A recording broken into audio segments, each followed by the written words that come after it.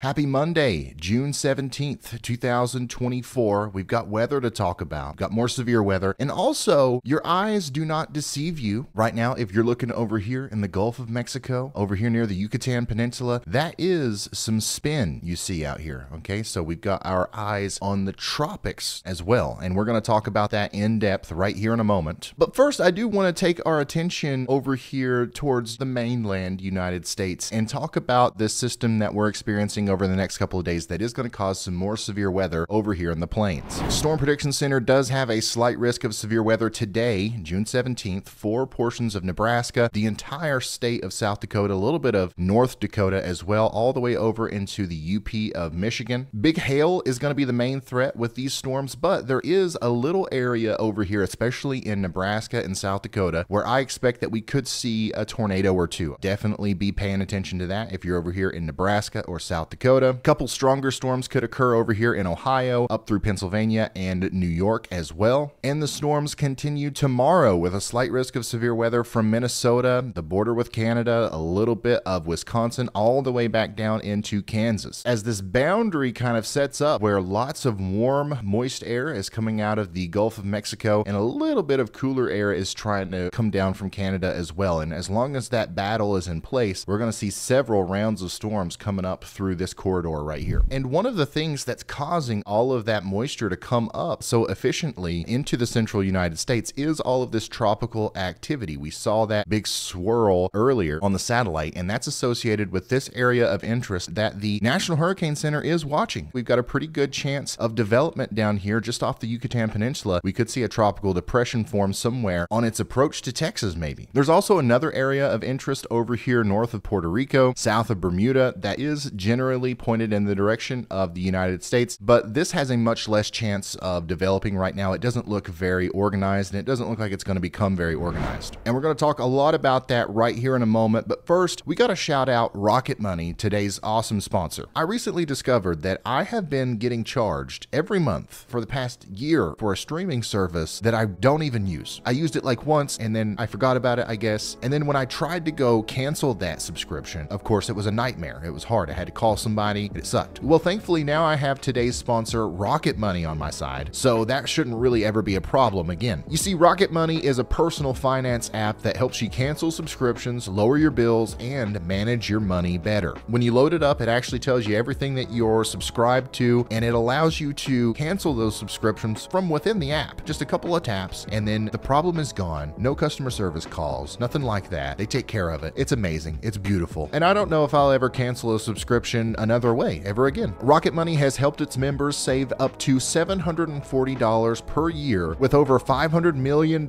in canceled subscriptions. Rocket Money will also negotiate your bills for you. All you got to do is take a picture of your bill, upload it to Rocket Money, and then they take care of it. They're like, hey man, lower that bill. That way you don't have to. Take control of your finances today. You see this URL right here, you want to go to it, or click the link in the description, whatever you want to do. It's going to take you over to rocketmoney.com. Join the over 5 million members using Rocket Money today, and you're going to start saving more money and you're going to spend less. It's an awesome thing. I want to say a huge thank you to Rocket Money for sponsoring this video. Thank you so much. And now let's get back into this video. This big storm system over the Yucatan Peninsula right now, however, is a little bit of a different story. Lots more organization. The circulation is broad, but it's still going to have a decent amount of time over water here to kind of strengthen before it gets up there towards Texas. Now, I don't think this is going to turn into a big hurricane or probably not even a tropical storm. It could happen, but the main threat here is going to be heavy rain in Texas. This could be a pretty prolific flooding event if things go the way it looks like it's going to go right now. Big system over a very warm Gulf of Mexico, kind of slowly moving up into Texas. This is going to bring a lot of rain to places like Corpus Christi, Houston, and even a little bit farther inland, maybe all the way up there towards Austin. Current forecast model trends show this thing meandering out here in the Gulf and then once again heading up in the general direction of extreme southern Texas. But the system is so big, the center of circulation doesn't really matter here. There's going to be heavy rain bands that occur all the way up into Louisiana, even if it makes landfall essentially in southern Texas or northern portions of Mexico. And you can see those heavier bands of precipitation on our simulated radar here. This is what the radar could look like tonight around 10 p.m. You can see some heavier rain in Mississippi, all the way down into Louisiana and out there into the Gulf of Mexico. All of that is associated with our potential developing tropical system out there. there. Also, you can see all the storms up here associated with our slight risk of severe weather in the UP of Michigan back through Minnesota. There's going to be some stronger storms in Canada as well, so get ready for that. And also enough cold air on the backside here to cause some snow in Montana, portions of Idaho, back into the BC area. Make sure you all are ready for that. Let's push the radar even farther into the future, and you can see that there is clearly some swirl in our storm system here as it approaches Texas 6 p.m. tomorrow. More strong storms in Minnesota down through Iowa, Nebraska. Once again, maybe some isolated cells back here in West Kansas. But the big story is going to be the tons of rain and the heavy rain bands associated with that tropical system coming up into Texas. And that is going to last quite some time. We're going to see heavy rain all the way through at least 8 a.m. Wednesday in Houston. So we're going to be watching this very closely. Could lead to some pretty big flooding once again.